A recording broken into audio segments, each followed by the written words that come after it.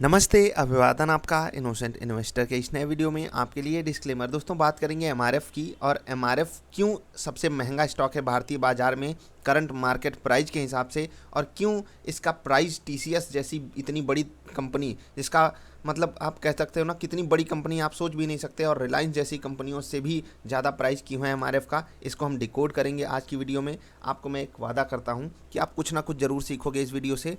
तो अगर आपको पता भी है क्यों एमआरएफ महंगा है रिलायंस और टीसीएस से, तो आप वीडियो छोड़कर जाइएगा नहीं। एक चीज़ बता देता हूँ, कुछ लोग कहते हैं कि फेस वैल्यू से डिफ़ाइन होता है ऐसा, तो एमआरएफ की भी फेस वैल्यू 10 रुपये है और रिलायंस की भी फेस वैल्यू पता है आपको।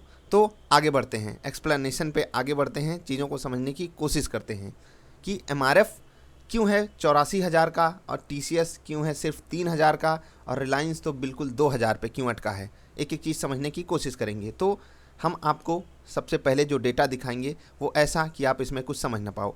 तो आपको मैं बताना चाहता हूँ, ये एमआरएफ, ठीक है, ये एमआरएफ के टोटल नंबर ऑफ़ शेयर्स हैं जो बाज़ार में हैं, ठीक है।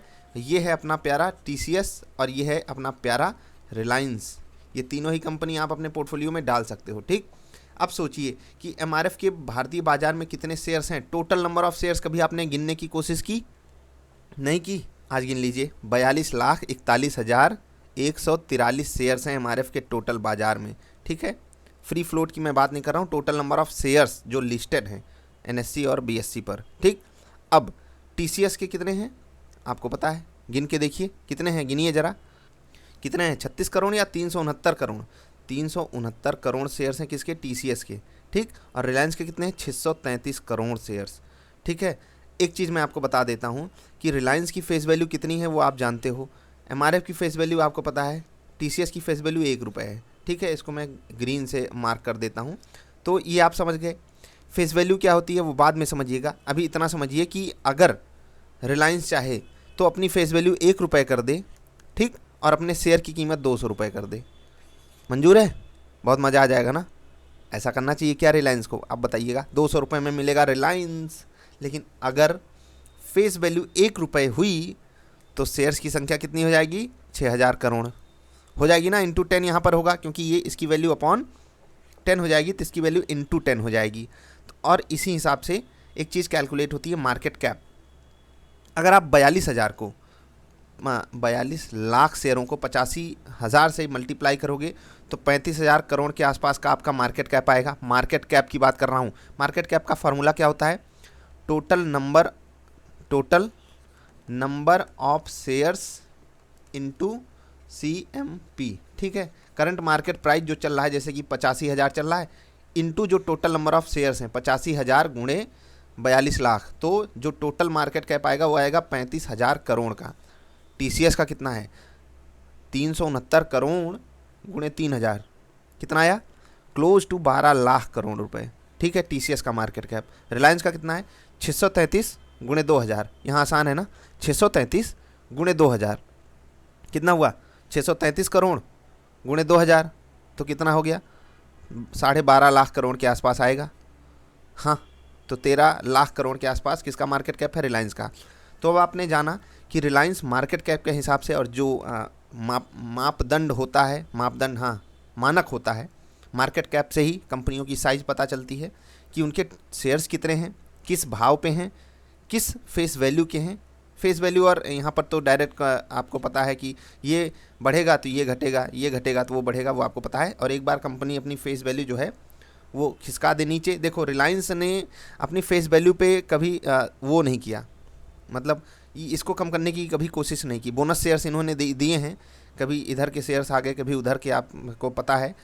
लेकिन मैं एमआरएफ की बात करूंगा, एक बार भी ना स्प्लिट, ना बोनस।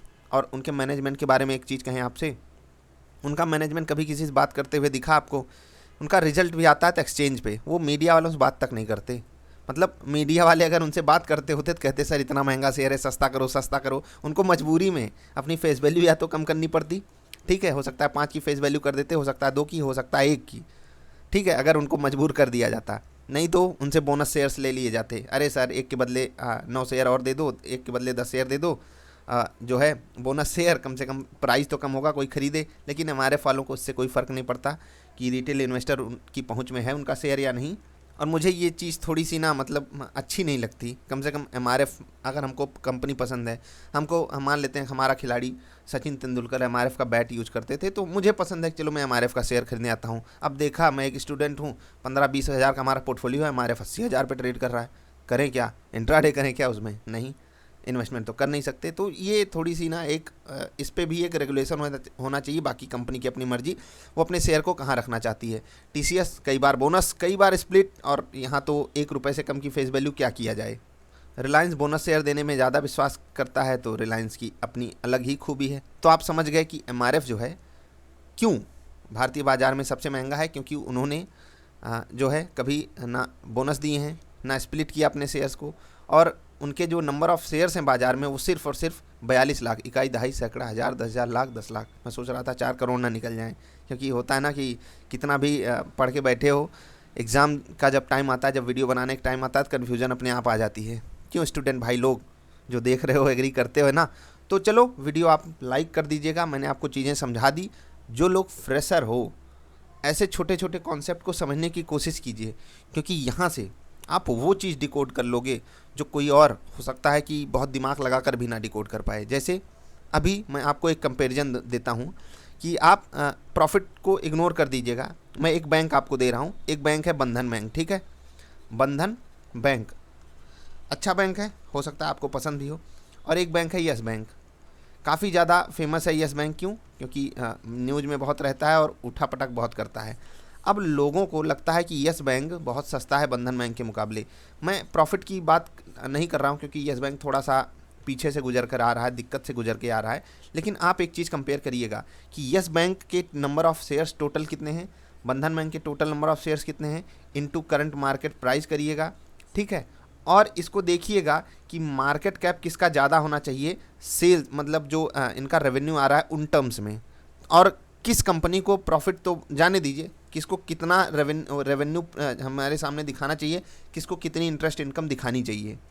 ये तो हो गया एक नॉर्मल सा कंपेरिजन। आप किसी भी कंपनी को, पीयर्स को ऐसे कंपेयर करिए कि उनके बाज़ार में टोटल नंबर ऑफ़ शेयर्स हैं कितने, उनका करंट मार्केट प्राइस है कितना। आपको नॉर्मली कंपनियां नहीं, वेबसाइट्स मिल जाएंगी जो आपको डायरेक्ट मार्केट कैप बताती हैं। इवन एनएससी बीएससी पर आपको डायरेक्ट मार्केट कैप पता चलता है। मार्केट कैप से भी चीज़ों को समझने की कोशिश किया कीजिए। और यही मार्केट कैप होता है जो बुक वैल्यू को भी काफ़ी अच्छा आसान बना देता है हमें समझने में, कि मार्केट कैप के हिसाब से उसकी जैसे होता है ना प्राइस जो है और बुक वैल्यू उनकी एक शेयर के बदले। जैसे एक शेयर मान लेता हूँ, मेरे पास कुछ ज़मीन है और मेरे 10 टोटल नंबर ऑफ़ शेयर्स हैं, उस ज़मीन की कीमत 100 रुपये है, तो मतलब बुक वैल्यू इतना समझ लीजिए कि हमारे पास कोई एसेट पड़ी हुई है, एसेट हमारे लिए इस समय ज़मीन है, तो हमारे पास एक शेयर की वैल्यू कितनी है, 10 रुपये। 10 रुपये हमारी बुक वैल्यू है। हो सकता है हमारा शेयर बाजार में 15 रुपये का ट्रेड कर रहा हो, तो हमारी जो बुक वैल्यू के हिसाब से करंट मार्केट प्राइस है वो 1.5 पे ट्रेड कर रहा है। इस हिसाब से भी हम शेयर्स को महंगा और सस्ता देखते हैं। कभी कभी हम सुनते हैं कि बुक वैल्यू के नीचे ये शेयर ट्रेड कर रहा है, कुछ बुरी न्यूज़ या बिजनेस में कोई स्कोप नहीं दिखाई देता, तो ऐसा भी होता है। तो अगर आप यहाँ तक आए और आपको सब कुछ पता था, तो आपसे मैं एक सवाल पूछता हूँ, बताइएगा कि जो निफ्टी 50 में टोटल कंपनियाँ हैं उनका टोटल मार्केट कैप कितना होगा? अनुमान बता सकते हैं? नीचे कमेंट करके बताइएगा अगर आपको पता है तो, और नहीं पता तो थोड़ी सी रिसर्च करने की कोशिश कीजिएगा। बस यही थी वीडियो। आई होप आपको पसंद आई होगी। हम मिलेंगे फिर से किसी अच्छी वाली वीडियोज़ में। तब तक के लिए नमस्कार।